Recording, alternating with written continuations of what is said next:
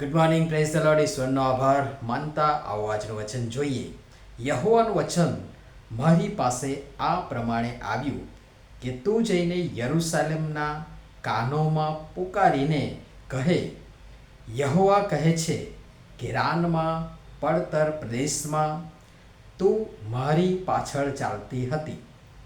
તે વારે યુવાવસ્થામાં જે તારો સ્નેહ તથા વિવાહ સંબંધ થતી વખતની તારી પ્રીતિ તે હું તારા લાભમાં સંભાળું છું. યર્મિયા પ્રબોધકનું પુસ્તક 2 અધ્યાય અને 1 અને 2 કલમ. આજનો વિચાર. ખ્રિસ્તમાં અતિ પ્રિયવાલા મિત્રો, પ્રભુ ઈસુ ખ્રિસ્તના મહાન તથા ગૌરવી નામમાં આપ સર્વને સવારની પ્રેમભરી સલામ. દેવના પોતાના લોકો જેમને દેવે ખાસ પસંદ કર્યા, અલગ કર્યા, મિસર દેશની ગુલામગીરીમાંથી ભારે મોટા ચમત્કારો કરીને તેમને સ્વતંત્ર કર્યા. મિસરથી છેક કનાન સુધીની એ મુસાફરી દરમિયાન લાખોની સંખ્યાના માણસો અને ઢોરનું પણ પરમેશ્વરે ચમત્કારિક રીતે પૂરું પાડી પાલન પોષણ કર્યું. પોતાનો દેશ, દૂધ મધની રેલછેલવાળો દેશ આપ્યો. તો હવે એ પ્રજાએ એ દેવે જેમણે તેમના માટે આટલું બધું કર્યું તે દેવનું કેટલું સાંભળવાનું હોય ને દેવ કહે એ પ્રમાણે કરવાનું હોય, પણ એ ઉદ્ધત, બંડખોર, લબાડ, આળી, ફિતુરી અને પહેલેથી જ કચકચ કરનારી પ્રજા હંમેશા દેવની વિરુદ્ધ જતી અને જીવતા ઈશ્વર કે જે તેમને મિસરની ગુલામગીરીમાંથી ચમત્કારિક રીતે છોડાવી અરણ્યમાં અજાયબ રીતે ખોરાક અને વસ્ત્રો અને પાણી પૂરા પાડ્યા, પોતાના વતન વારસામાં એક દેશ, એક રાષ્ટ્ર તરીકે સ્થાપિત કર્યા, એક ઓળખ આપી, તે જ લોકો દેવને વિસરી અન્ય દેવ દેવીઓ તરફ વળી જાય એ કેવું?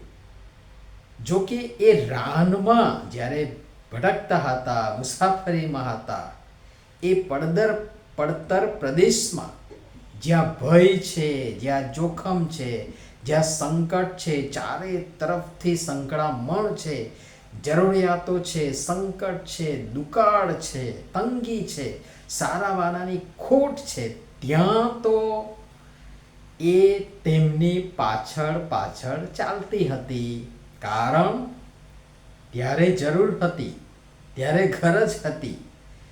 તે વારે યુવાવસ્થામાંનો તારો સ્નેહ, પ્રભુનું વચન કહે છે, તથા વિવાહ સંબંધ થતી વખતની તારી પ્રીતિ, નવા નવા વ્યભિચાર થયા હોય, વિવાહ, સગાઈ, સગપણ થયું હોય, એ સમયે કેવી પ્રીતિ હોય, કેવો સ્નેહ હોય, કેવી લાગણી હોય, કેવો પ્રેમ હોય, એ આપણે બધા જાણીએ છીએ.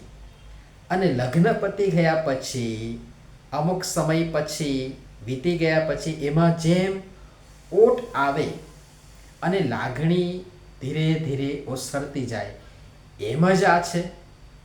પ્રજા ભૂલતી ચાલી, એવી કે જીવતા દેવને ભૂલી અન્યોની પાછળ ચાલવા લાગી, બેવફા બની ગઈ.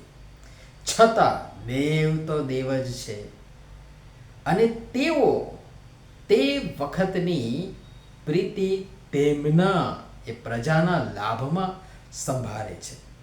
મિત્રો, આ સમય આજે આપણા જીવનમાં પણ આવતો હોય છે. યાદ કરો એ સમય જ્યારે આપણને આપણા પાપોનું ભાન થયું, તમે આપણે પસ્તાવો કર્યો, મને તમને આપણને જીવતા દેવની ઓળખ પ્રાપ્ત થઈ.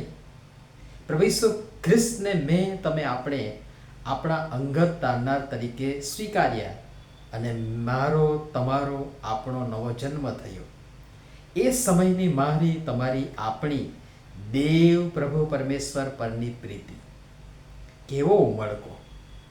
અને આજની આપણી વર્તમાન સમયની મારી તમારી આપણી આત્મિક સ્થિતિ તમે જોશો, એમાં આસમાન જમીનનો ફેર તફાવત આવી ગયો છે. બલકે હું અને તમે એ પાપ શ્રાપની ગુલામગીરીમાંથી છોડાવનાર તથા બચાવનાર, નાશમાંથી ઉગારનાર દેવને જ ભૂલી ગયા છીએ. યાદ કરો એ સમયનો સ્નેહ, એ સમયની તમારી દેવ પરની પ્રીતિ, અને આજે ક્યાં છે? હું તમે આપણે ભૂલ્યા છીએ, પણ દેવ ભૂલ્યા નથી. એ હજી પણ તે વખતનો તમારો સ્નેહ અને પ્રીતિને આજે પણ સંભાળે છે, અને એ પણ મારા તમારા આપણા લાભમાં સંભાળે છે. મતલબ એ હજી પણ મને તમને આપણને તક આપવા માંગે છે. હા, તે મારી તમારી આપણી સૌની રાહ જોઈએ છે. દેવ આજે પણ આપણા વિશે ધીરજ રાખે છે, વિલંબ કરે છે, કે જેથી કરીને આપણામાંના એકનો પણ નાશ ન થાય, પણ આપણે બધા જ બચી જઈએ. તો શું વિચારો છો? પાછા ફરીએ, પાપ કબૂલ કરીએ, પસ્તાવો કરીએ, અને એ સ્નેહ તથા એ પ્રીતિથી ફરી નવી રીતે દેવની પાછળ, દેવના માર્ગમાં નિષ્ઠાપૂર્વક ચાલીએ. પ્રભુ સમજવા પણ સર્વની સહાયતા મદદ કરો. નમીએ પ્રાર્થના કરીએ. પ્રેમાળ પિતા, અમે પાપમાં અને નાશમાં હતા ત્યારે તમે અમને પ્રેમ કર્યો, અમને અમારા પાપોનું ભાન કરાવ્યું, પસ્તાવા તરફ દોર્યા અને માફ કર્યા. અમને અમારા પ્રભુને તારણહાર ઈસુ ખ્રિસ્તની ભેટ આપી અને તેમના દ્વારા અમારો ઉદ્ધાર થયો. એ અનુભવ, એ સમયનો અમારો તમારા માટેનો પ્રેમ છેક સુધી અકબંધ અને એક સરખો રાખવા કૃપા કરી અમારી સૌની તમે સહાય તથા મદદ કરો. પ્રભુ ઈસુના નામમાં આમેન. ધન્યવાદ.